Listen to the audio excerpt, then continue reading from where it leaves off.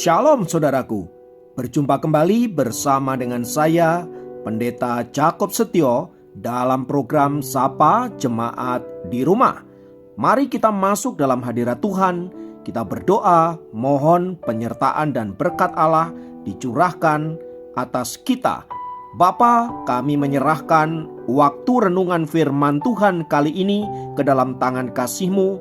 Mohon hikmat-Mu, mohon pencerahan daripadamu. Biarlah kami mengerti akan kehendak-Mu, supaya sepanjang hari ini menjadi hari yang diberkati, di mana kami boleh hidup seturut dengan kehendak-Mu. Berfirmanlah Tuhan, kami siap diberkati. Di dalam nama Yesus kami berdoa dan bersyukur kepadamu. Haleluya, amin.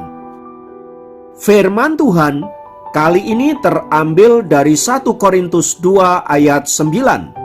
1 Korintus 2 ayat 9 berkata, "Tetapi seperti ada tertulis, apa yang tidak pernah dilihat oleh mata dan tidak pernah didengar oleh telinga dan yang tidak pernah timbul di dalam hati manusia, semua yang disediakan Allah untuk mereka yang mengasihi Dia."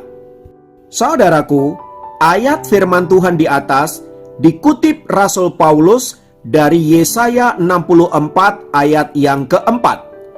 Di dalam Yesaya 64 ayat 4 itu dikatakan, "Tidak ada telinga yang mendengar dan tidak ada mata yang melihat seorang Allah yang bertindak bagi orang yang menanti-nantikan Dia. Hanya Engkau yang berbuat demikian."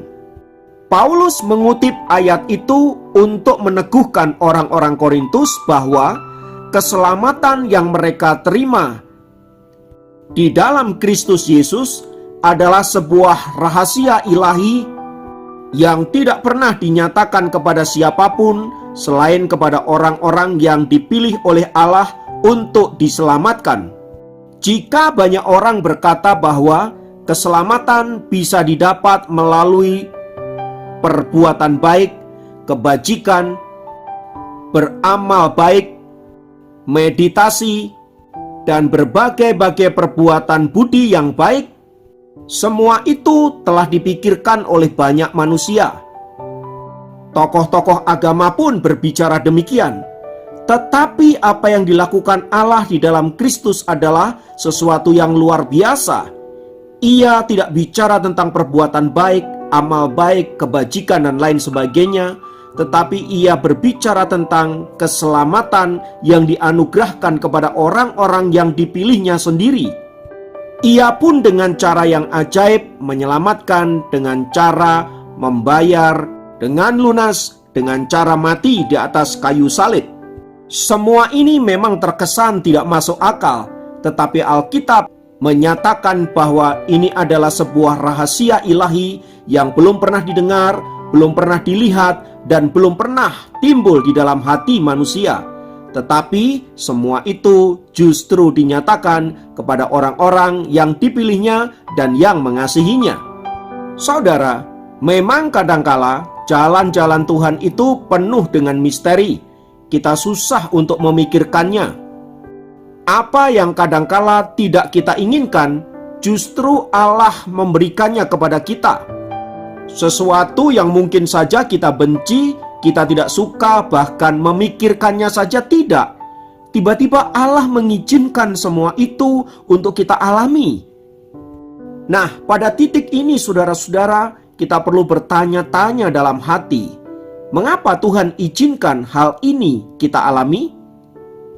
Dan kalau mau kita jujur saudaraku, dalam kehidupan kita sehari-hari ada banyak hal yang kita sendiri tidak pernah berpikir, tidak pernah menginginkannya, tetapi Tuhan izinkan untuk kita hidup di dalamnya.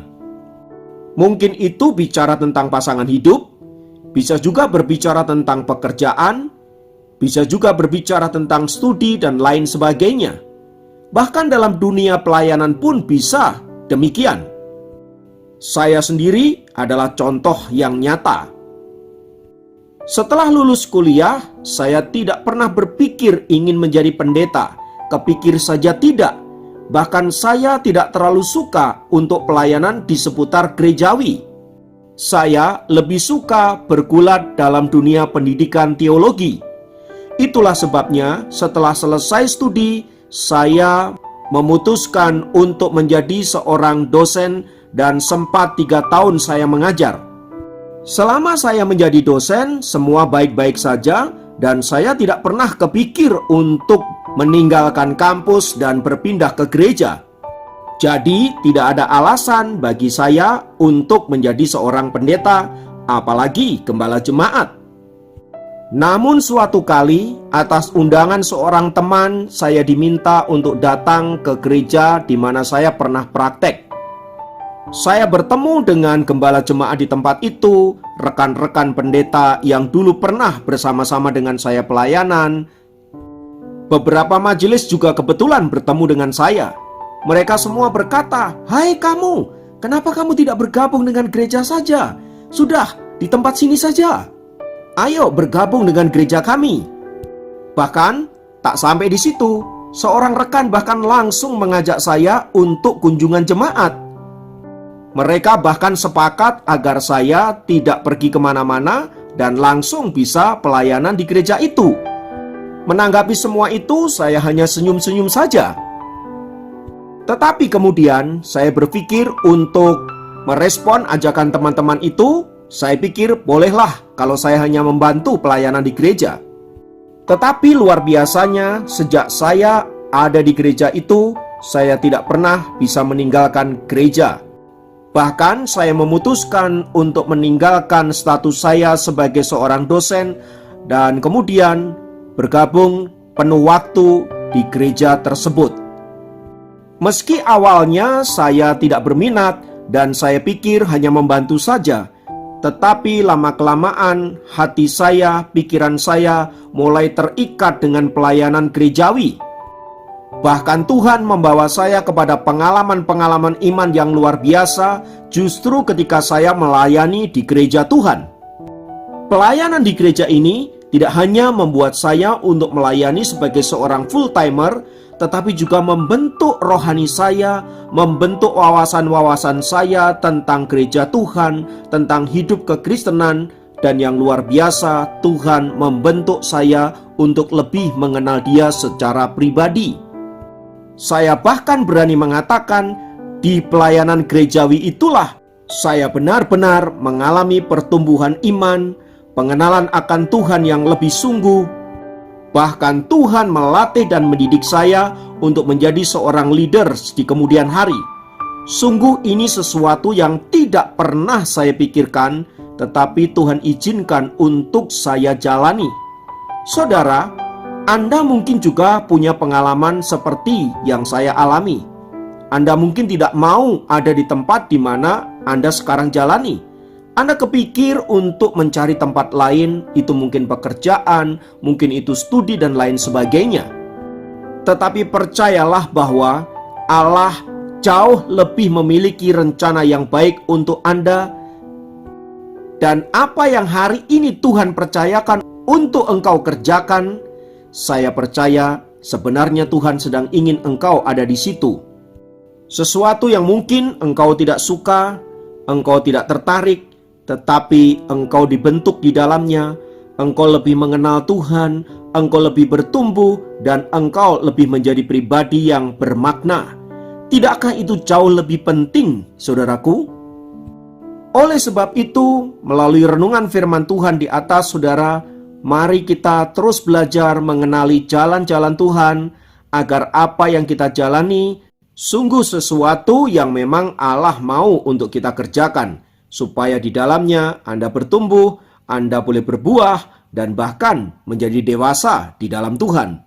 Kiranya Tuhan memberkati kita semua. Mari kita berdoa.